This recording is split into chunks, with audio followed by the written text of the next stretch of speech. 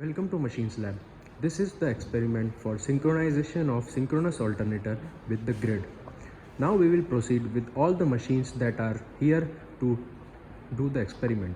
Setup consists of a 3-phase induction motor is acting as a prime mover for a DC shunt generator which generates the power, and then the power is routed through wires to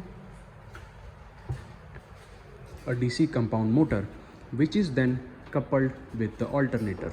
This is a 4-point starter which is rotated slowly to channel the power from DC shunt generator to the DC motor, which is acting as a prime mover for synchronous alternator. Also see the stroboscope which will be used to observe the synchronization of grid with alternator.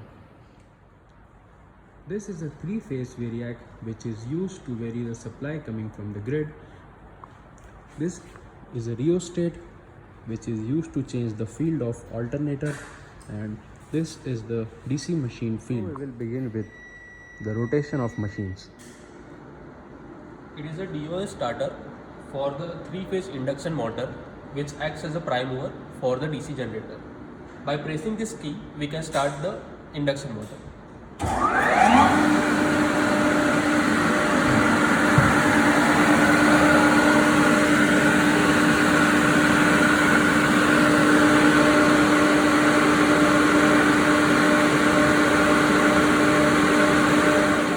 Which is showing output voltage generated by the generator. Now this voltage will be applied across the armature terminals of a DC shunt machine with the help of a starter.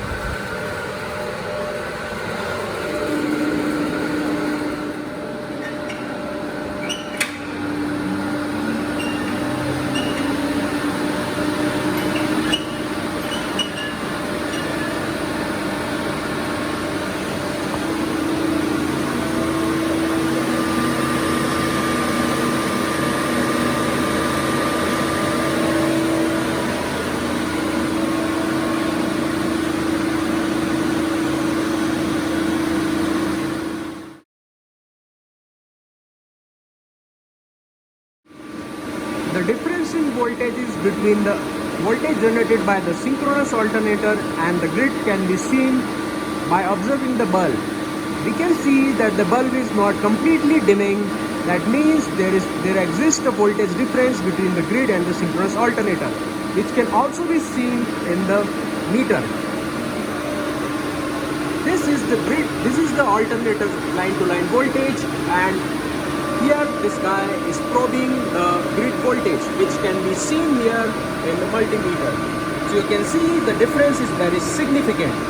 Here it is somewhere around 94 volts, and the alternator line-to-line voltage is 267 volts. In this situation, we cannot close the switch. As you can see, the bulbs are now completely dimming, so there exists very less potential difference between the voltage generated by the alternator and the grid voltage. Now we will try to match the frequency of the alternator with the frequency of the grid. That can be observed by seeing the bulb. As you can see, we are trying to match the frequency of the grid with that of the frequency of the voltage generated by the alternator by changing the excitation of DC machine field.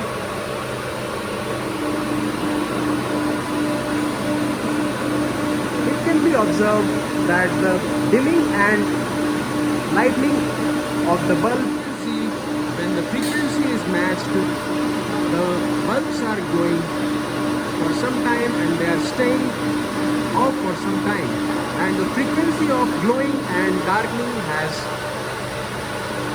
reduced. That means we have matched the frequency of the grid with the alternator.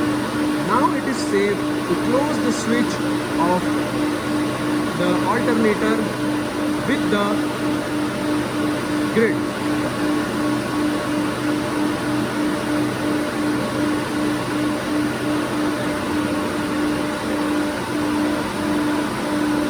The switch is closed when the bulbs were dim.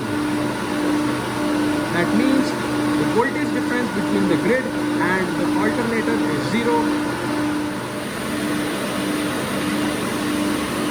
The LED array that you can see is essentially a stroboscope which is flickering at a grid frequency. So that means if the rotor is also rotating at the same frequency, then if we draw a stationary line of white color on the rotor, then we can see that the line remains stationary because the rotor is also rotating at a speed equivalent to 50 Hz, which can be seen by observing the stationary line on the rotor. The line is no longer stationary when the alternator is out of sync with the grid frequency.